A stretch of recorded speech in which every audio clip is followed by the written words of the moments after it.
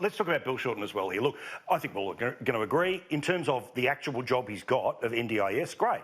But even when the Channel 9 newspapers say this bloke hasn't put the Q in the rack, unlike Labor HQ on the day before the election, have a look here. Bill Shorten may not have abandoned his leadership ambition. Several allies of Shorten say the former union leader has told them he's not abandoned the idea of regaining the Labor leadership despite being rejected by voters. Now, if the same question was being written about Tony Abbott or Kevin Rudd in the past, all the focus would be there. This is naturally the tension with the former leader sticking around.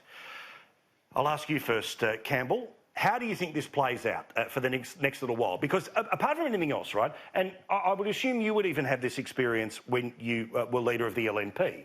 When you walk into a room and a person who has already been the leader is still sitting around the room, people just are very used to that person either dominating the space or dominating the conversation, or they know the dynamic of when to talk, not to talk. This bloke's had iron control over them for 6 years.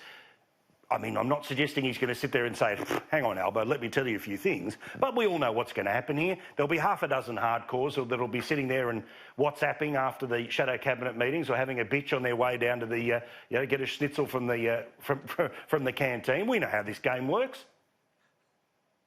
Well, look, mate, I'm prepared to give them the benefit of the doubt on this, but we'll know real soon, won't we? I mean, the media don't make this stuff up. It comes when and I'm just talking generically here, when politicians within teams background and have the little coffees and talk about stuff over dinner and whatever, it all starts to happen. So we'll just have to see. I'm just more fascinated by Bill Shorten overseeing the NDIS. And, the NDIS is in such a sort of a bind. It isn't working properly because of the way that it was rushed in terms of the rollout. 1 minute we had... I speak from experience here. 1 minute Gillard was talking about trial sites. Overnight, with one press release, they suddenly became launch sites, and the whole thing careered off in a very chaotic way. And that is what we're living with still today. So, Bill Shorten trying to help fix it up, well, he was part of the problem. So, yes, he can mount political arguments, but, the idea of him trying to fix it, help the government fix it, well, I don't think so.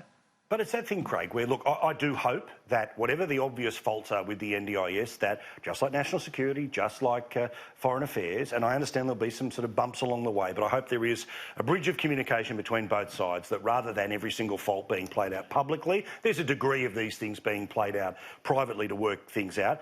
I mean, as you know, the problem with the NDIS is that it was a massive transition from an existing system. The problem with disability services, generally speaking, is that you draw a line somewhere and someone's always, who's 99.9% qualified, is on the wrong side of that line, so the line gets redrawn. New diagnoses come out through the DSM every year. That means, I'll add an extra 20 things that qualify as disabilities, 30 next year, 50 the year after.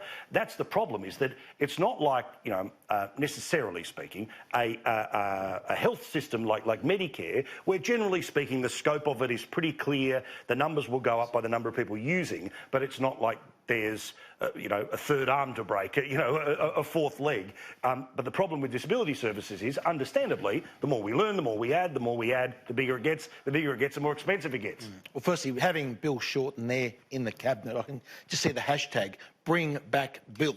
And this is the problem Albanese is going to have going forward. But when on the NDIS, this now should be a completely bipartisan position. It should be a managerial role that makes sure we can get as many resources and get it done as organised as we possibly can, get the system running smoothly.